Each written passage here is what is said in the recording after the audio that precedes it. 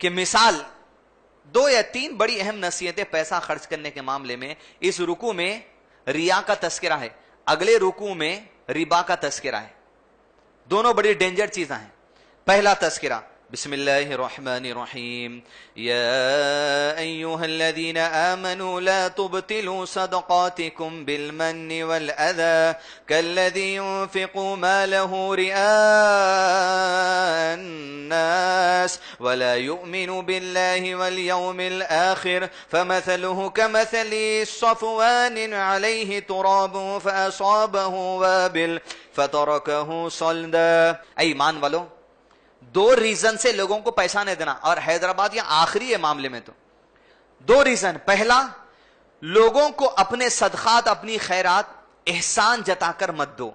دوسرا, لوگوں کو صدقہ خیرات دیتے وقت تکلیف دہ بات نہیں کرنا. کیا نہیں کرنا؟ پہلی چیز احسان نہیں جتانا, دوسری تکلیف دہ بات نہیں کرنا. اگر تکلیف دہ بات کر کے آپ صدقہ دے رہے ہیں یا احسان جتا کے آپ صدقہ دے رہے ہیں, بھائی ہم آپ کے عین وقت کام آئے, یاد ہے آپ کی زندگی کیسی تھی, ہمیں وقت کام آئے اس لیے آپ آج اس مقام پہ, نہیں تو اسی وقت آپ کا گھر بار سب لٹ گیا تھا. احسان مت جتائیے. یا کسی کو تکلیف دہ بات بھی نہیں کرنا کہ آپ پیسہ دے رہے ہیں کسی کو لیکن ایسی تکلیف دہ بات کر دیتے, ذرا کماؤ بابا, کب تک منگیں گے, آپ دے رہے ہیں خاموش دے دو. ہاں اس کو نصیحت کرنے کے لیے نئے کمانا تو الگ بات, ذرا بڑھ چڑھ کے کمانا, خود زکات دینے قابل بننا. ایسی تکلیف دہ بات سامنے والے کا دل وہ نہیں ہونا. باسا اوقات حرکت سے تکلیف دہ بات کرتے, فون دے کے لوگ بلائیں گے ذرا زکات ہے آ کے لیجیے, زکات در میں تو کوئی ذرا خوشی خوشی آتا, آیا انہیں تو ٹریڈیشنلسٹک صدقہ دیتے لوگ, ایک امید لے کے آتا آدمی کچھ پیسہ مل جائے تو راشن کا انتظام ہو سکتا, گھر کے کرائے کا انتظام ہو سکتا. بند مٹھی دیتے, کھول کے دیکھے تو 100 کی نوٹ.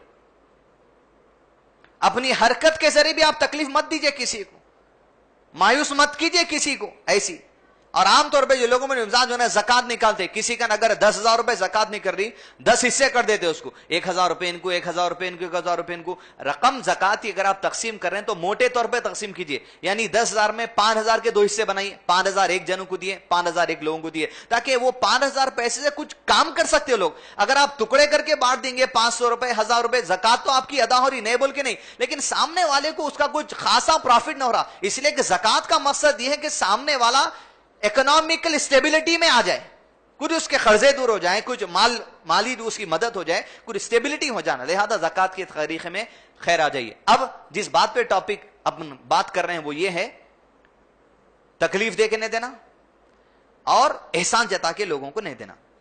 اب اللہ عز و جل نے کہا جو لوگ ایسا کام کرتے اپنے صدقات کو, تو کہا ان کی مثال صدقے کی ایسی ہے, ایک اونچی چٹان چکنا سا پتھر ہے, اس کے اوپر کچھ مٹی رکھی ہے, کچھ کیا رکھی ہوئی, مٹی رکھی ہوئی ہے. اچانک اللہ عز و جل نے زبردست بارش برسائی اور زبردست ہوائیں چلی, وہ تھوڑی سی مٹی بہ کر چلے گئی اور وہ پتھر چٹیل صاف میدان ہو گیا. کس کی مثال ہے یہ؟ جو دکھاوے سے کرتا ہے. پھر اللہ عز و جل نے کہا جو اللہ عز و جل کی رضا جوئی کے لیے اپنے مال کو کھلے بھی خرچ کرتے ہیں, چھپے بھی خرچ کرتے ہیں, ان کی مثال ایسی ہے کہ اونچائی پر ایک چھوٹا سا ان کا باغ ہے, اونچائی کی مثال دی, چھوٹا سا باغ ہے اور زبردست آندھی اس پر چلی, اور جیسے زبردست بارش اس پر برسی وہ باغ پھل پھل کے زبردست پھل لوگوں کو دینے لگا. پھر اللہ عز و جل نے کہا اس کی مثال ایسی ہے, اگر زبردست بارش برسی نہیں بھی اس پہ, چھوڑے سے پھوارے اس کو کافی ہے جو اس لوگوں کو جو خیر دیتے رہیں گا.